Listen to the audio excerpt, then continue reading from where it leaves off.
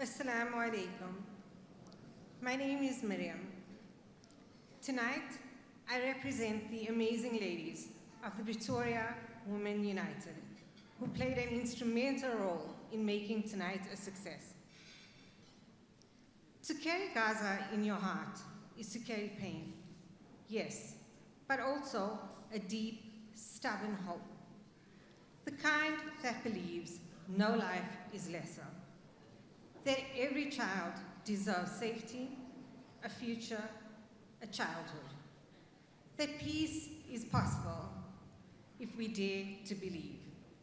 So tonight, I ask you not just to remember Gaza, I ask you to hold Gaza in your heart, in your choices, in your compassion. I am humbled and honored to share with you my poem, for which the inspiration needs no explanation. It is the feeling that resides in all our hearts as we witness the plight of the people of our Palestine. Land of the brave. In the shadow of walls that steal the sun, children play where tanks have run.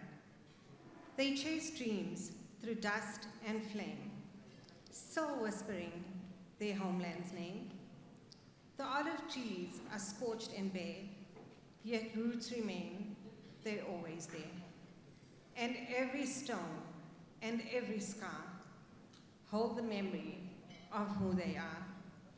They came with fire to claim the land, but couldn't crush a mother's hand. She sings her child to sleep with grace, while war paints grief on every face. A boy stands tall, with nothing left, but pride that keeps him from regret. He lifts his eyes towards the sky.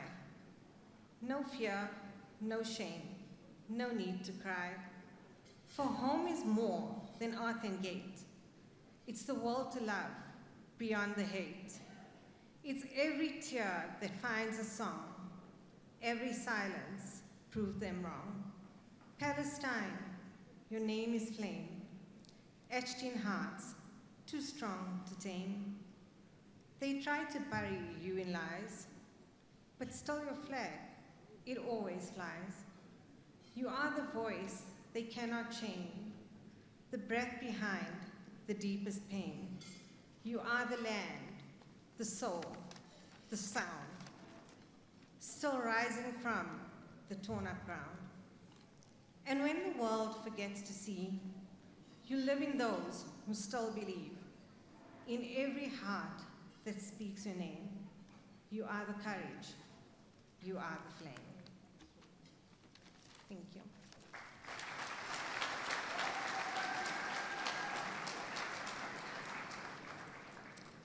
It is now my great honor and privilege to introduce the next speaker of the night, a remarkable leader and voice of conscience on the global stage.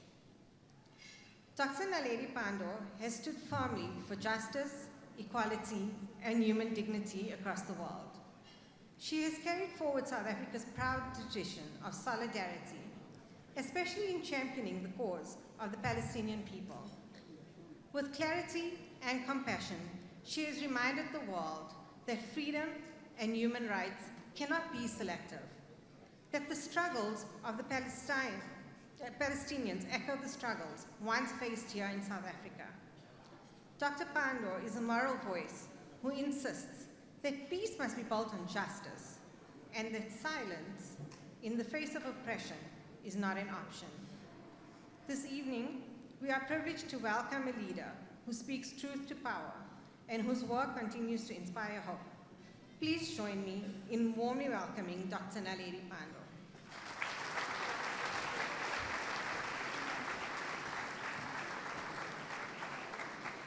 Program Director, Deputy Minister of Social Development, Honorable Hanif Hendricks, His Excellency, the Ambassador of the Islamic Republic of Iran to South Africa, and while His Excellency is here, let me confess that the Zionist Federation is lying about me.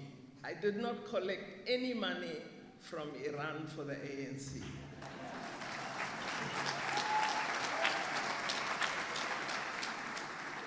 Councillor Patel and other councillors present here this evening, the staff of Al-Ghazali College, especially Mr. Abdul Qatar, who's helped me greatly, Pretoria Muslim Women United, distinguished guests,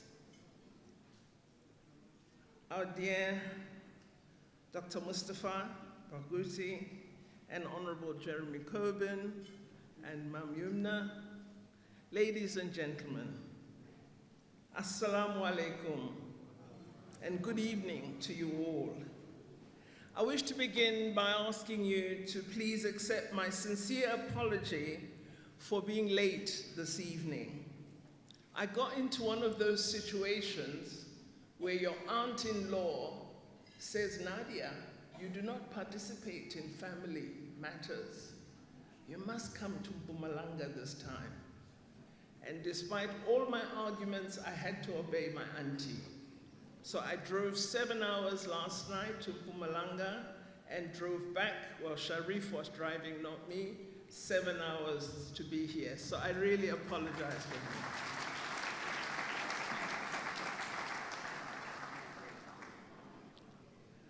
I want to begin by saying that the support of South Africa and South Africans for the just struggle of the people of Palestine is a long-standing position of action and solidarity for all the liberation movements of South Africa and for the entire Muslim community of our country.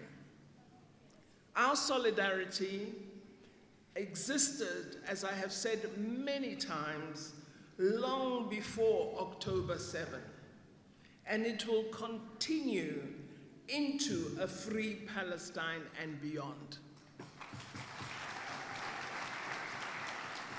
We together, as South Africans, must continue to express our support and gratitude to all who continue to be activists in support of this great cause.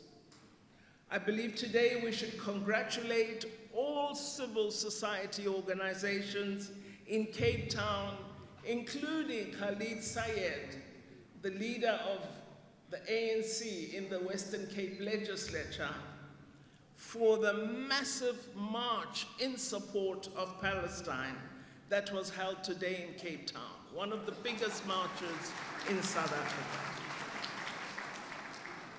The intention of the march was to urge communities in our country to continue their activism and their advocacy.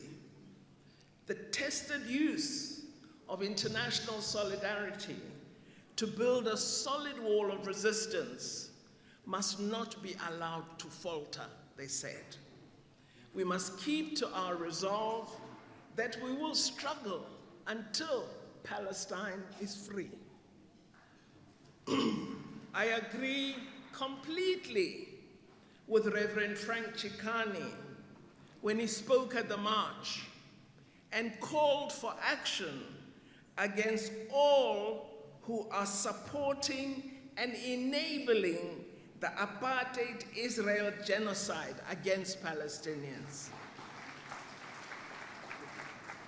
I think all of you will agree that the signs of a robust global resistance are showing firm roots, and we must use this momentum to increase pressure on apartheid Israel. Such pressure weakened apartheid South Africa, and the same is vital against apartheid Israel. Intensified boycott measures must be the focus of our activism.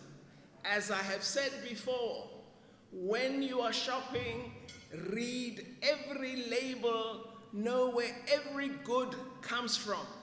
And that which comes from an oppressor, do not purchase it. We must strengthen consumer boycotts. We must have targeted protests focused on arms and coal suppliers in South Africa.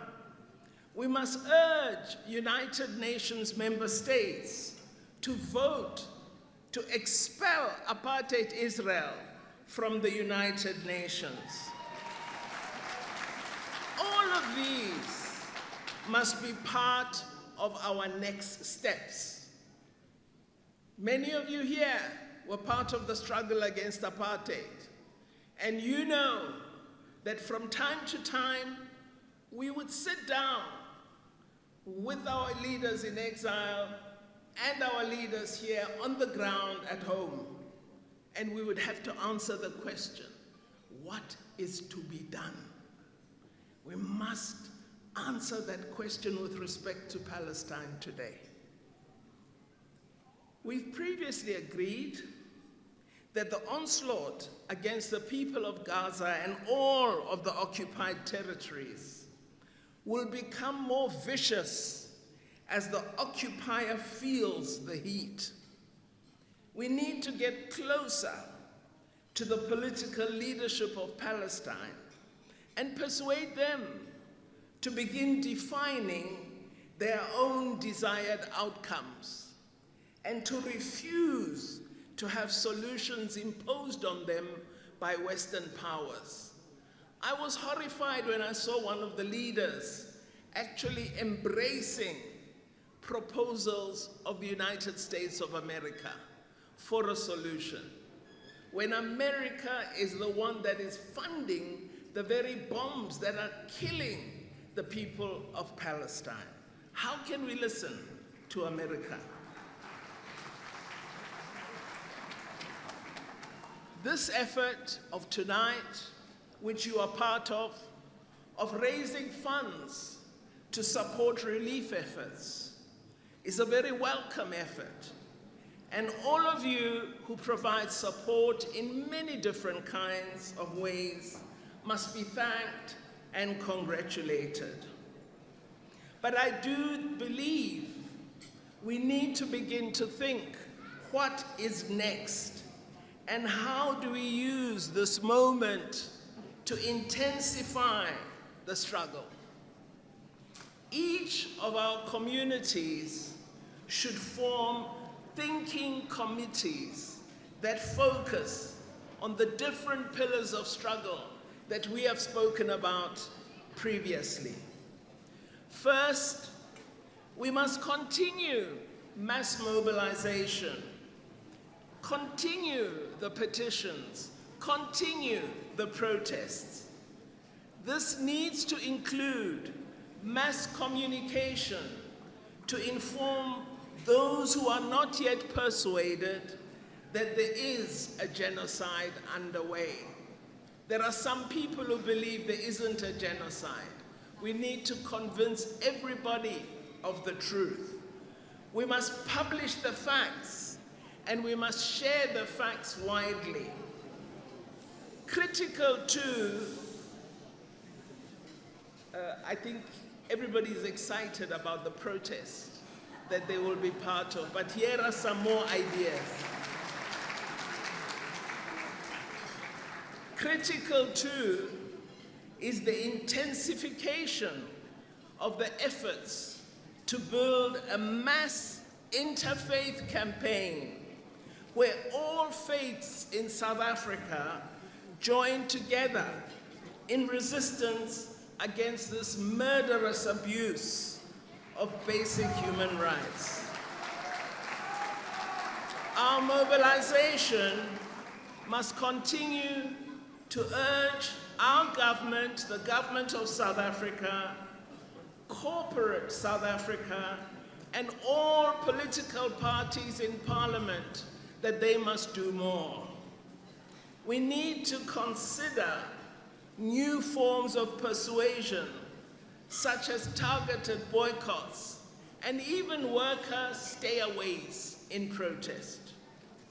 Second, we must coordinate across the globe in a massive international solidarity campaign.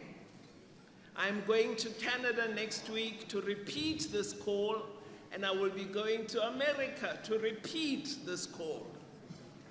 The World Cup, remember, the World Cup and the Olympics will soon be on. We must ensure that there is a firm sports boycott. No apartheid sport with apartheid Israel. We must monitor upcoming events, including events here in our own country, South Africa. And we must make sure that it is understood that we seek freedom, justice, and an end to genocide for the Palestinian people.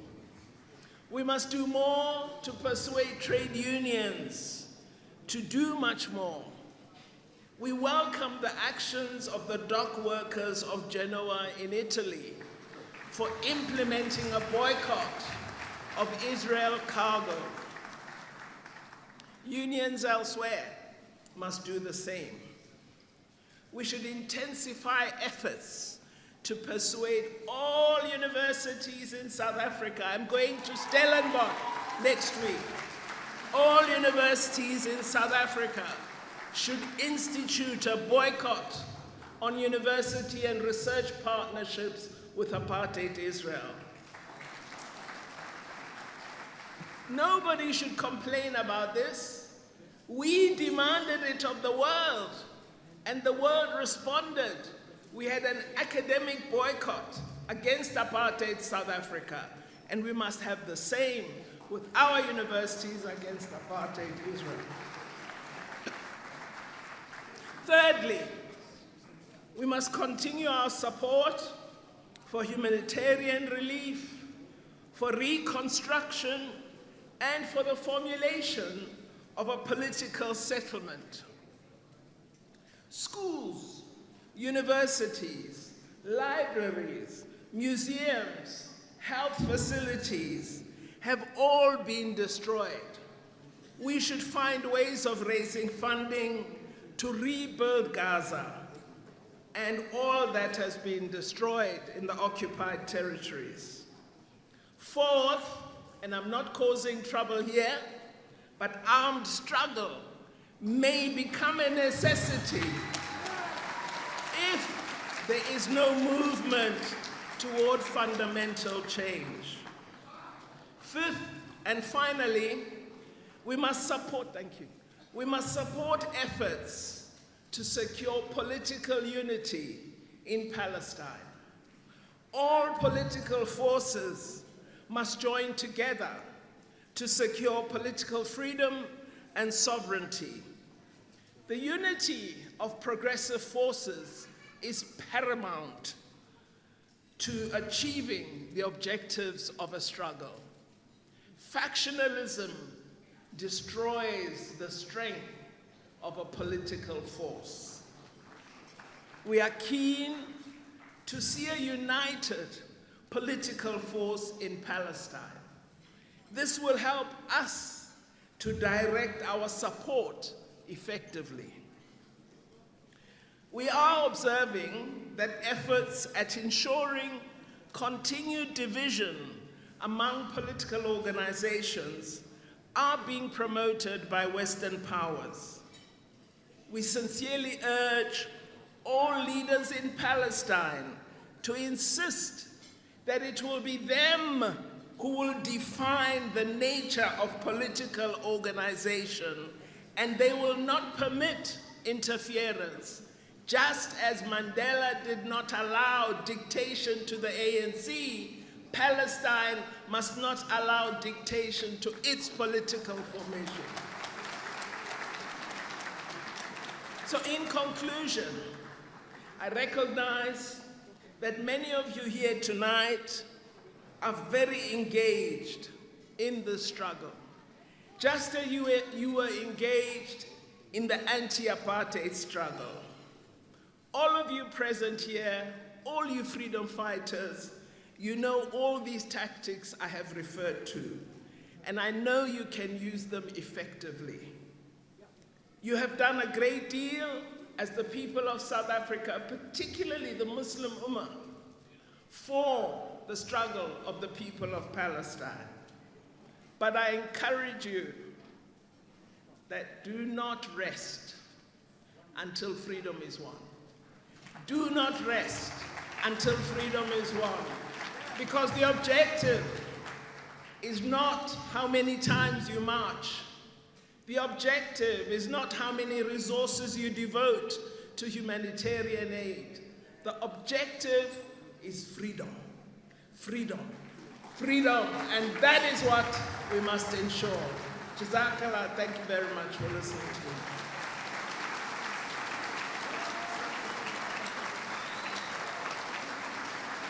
That's all right.